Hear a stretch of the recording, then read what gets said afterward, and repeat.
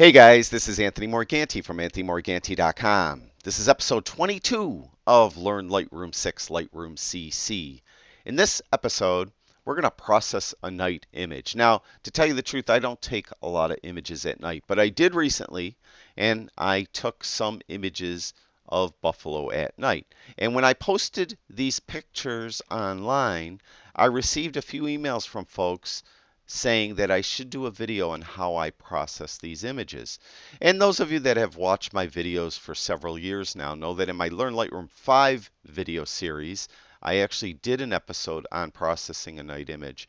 But I never did one for my Learn Lightroom 6 Lightroom CC video series, so this is a good opportunity to do so.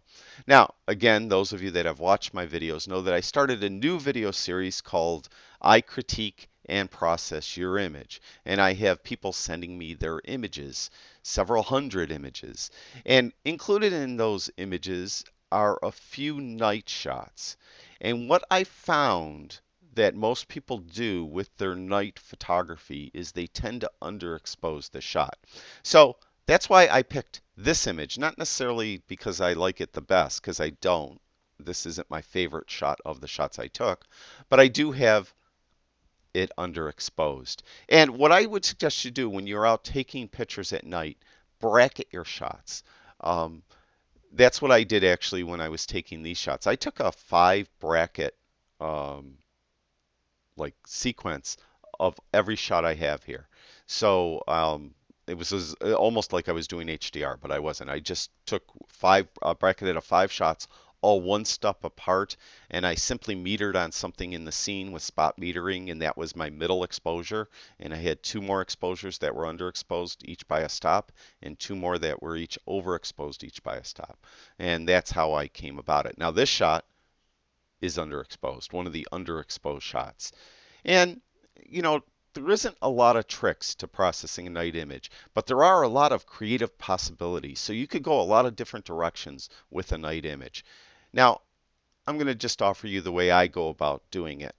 Um, first of all, as far as it being underexposed, we should correct for that right away. Actually, but before I do that, I want to kind of give you an idea how I do things in Lightroom.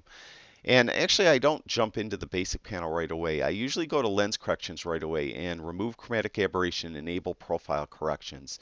And I do that because quite often, I'm sure most of you have noticed, if you enable profile corrections, it tends to make your image a little brighter with some lenses. And that is because some lenses at certain apertures will kind of vignette your scene. And when you correct it with enable profile corrections, it will take away that vignette, so it does get a little brighter. And it seems foolish to me to go up here and adjust brightness, contrast, and whites, blacks, and all that stuff, and then come down here later in your processing, and all of a sudden your image is a lot brighter.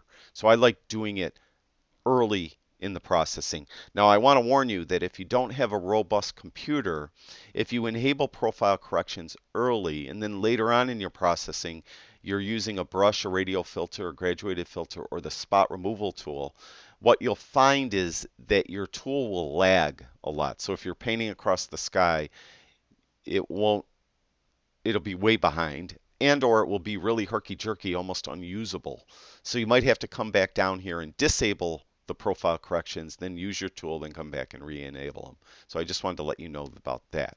Now, we want to take care of the exposure first right away. So I'm just going to push it up and then, find a sweet spot that I like. Now, this one's probably about 2 stops. It looks to be about 2 stops underexposed, just eyeballing it, but I just want to tweak it a little bit, maybe around adding plus 1.9 stops. Now I could come back in here and readjust this later, but I think that's a good starting point. I could see what I'm doing, and I think I'm going to leave it at that.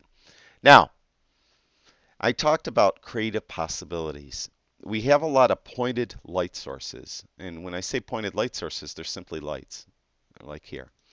And if you look at my camera settings, I was at 1/5 of a second, f/7.1, ISO 400. Now I had my camera set at f8, but I must have inadvertently hit the thumb wheel of my camera. It was cold and I'm old, and I must have inadvertently hit the thumb wheel of my camera and put it down to f7.1. It's no big deal. It worked fine.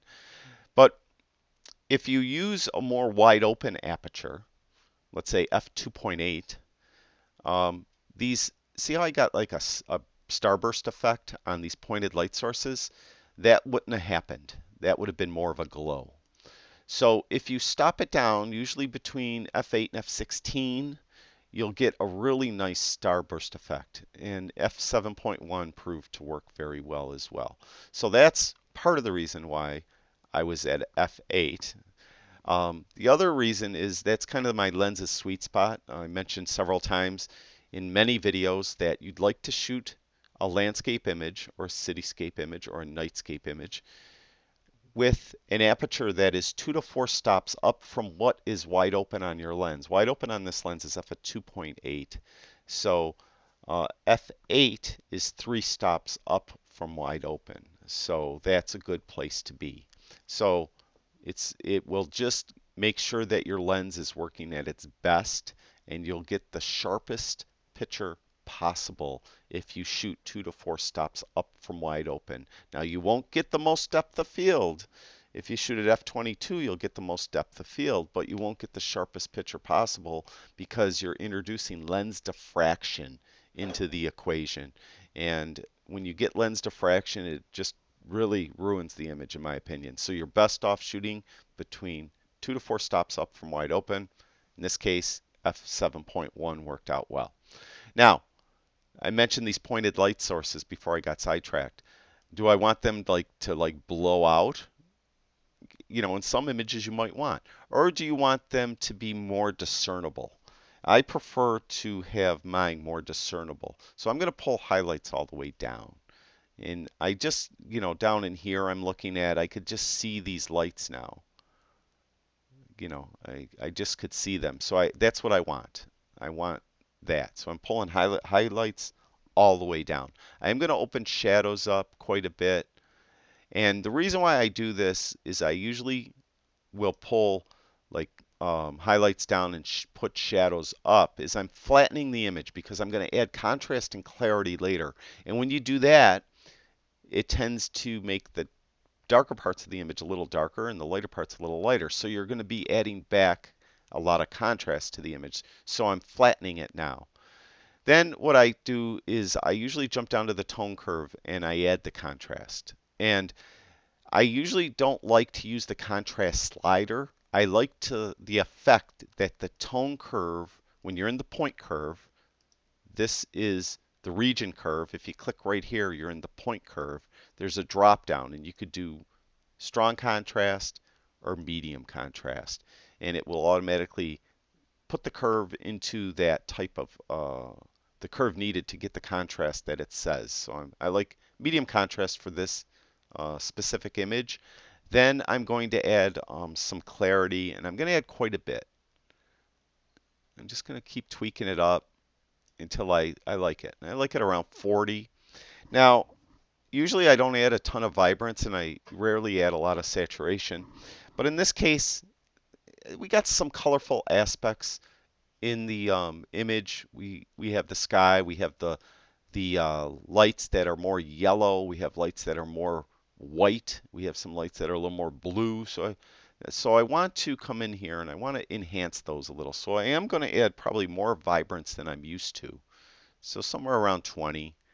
I'm not going to add any saturation at all.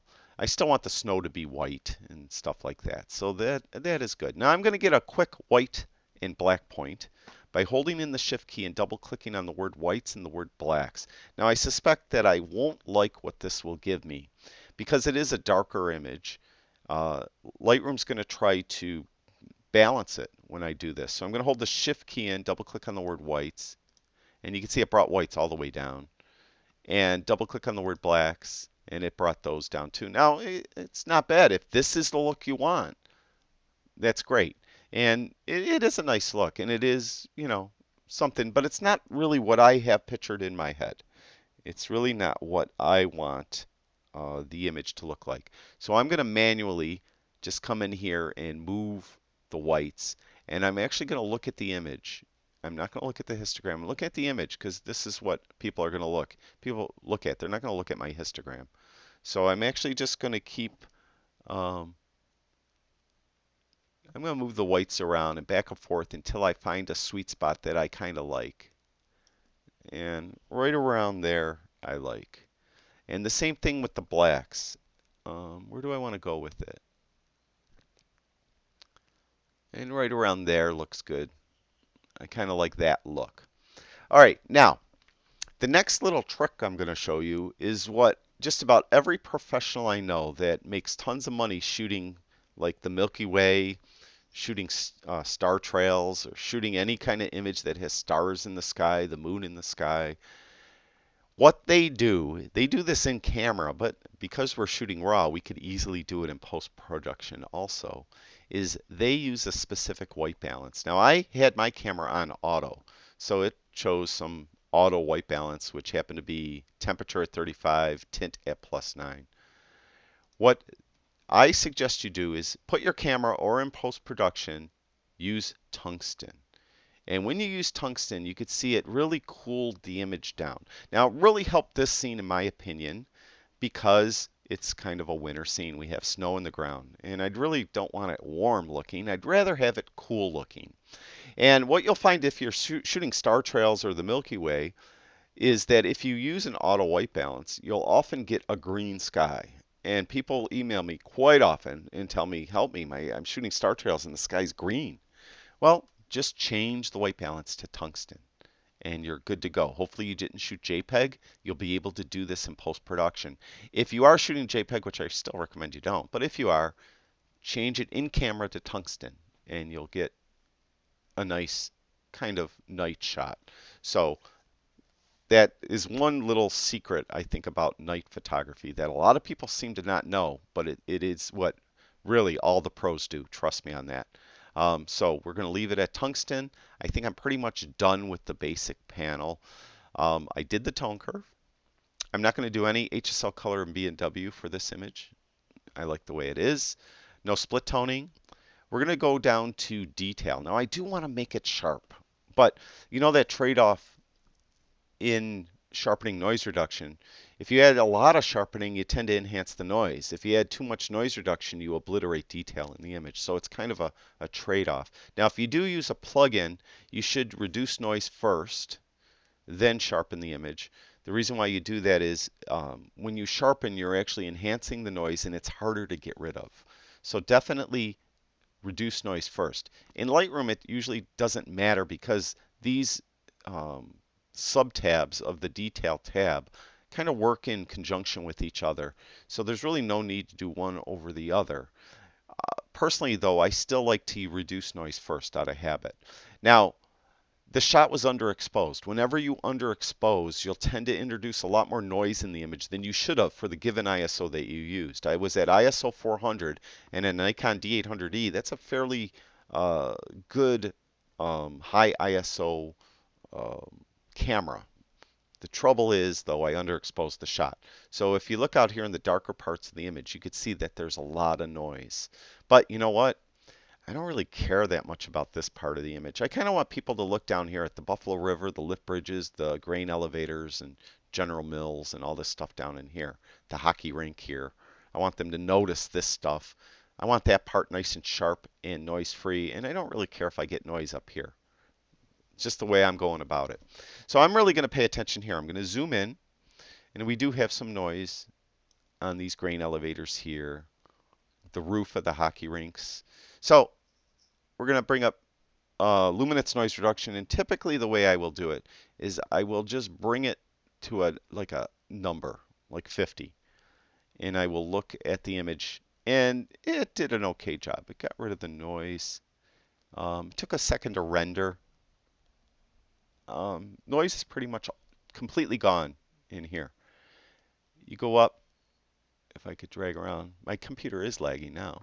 If you go up in here, you can see there's still noise, but I don't really, like I mentioned, I don't really care about that. I'm really more concerned down in here. So 50 obliterated the noise. So we're going to jump way down to like 30. This is the way I do it. All right. All right, we have a tiny bit of noise at 30. So I was at 50, I was at 30. Now I'm going to just go between the two at 40. And those of you that watch the earlier videos know that I usually say around 40 usually does a good job on most images. And 40 looks good. I'm just going to leave it there and I'm not going to sweat it. 40 looks good. Now, sharpening. If I bring sharpening up too much, I'll start enhancing some of the noise and I'll get some of that noise back over here. But I still want it sharp. I want it really kind of crisp down in here. It's a cool, crisp night. I want it to look crisp. So I'm going to go way up. Like, let's go ridiculously high, 90. And you can see I got some noise back in this roof that's over the two hockey rinks here. So, 89 is probably a little too high. Let's go down to 60, around 60. That did pretty good. I could probably inch it up a little higher. Let's go to 70. Starting to get a tiny bit of noise. Just a tiny bit of noise. So I could go back down to noise reduction and I could just eke that up maybe to 45. You know what? It's good. There's just ever so little noise, but I'm really not worried about it. I'm going to zoom out and I like that look. I like that look a lot. It really, in my mind, is every pointed light source is discernible, and we have nice reflections on the Buffalo River. The center of attention that I want people to look at is nice and crisp and sharp, so I like that.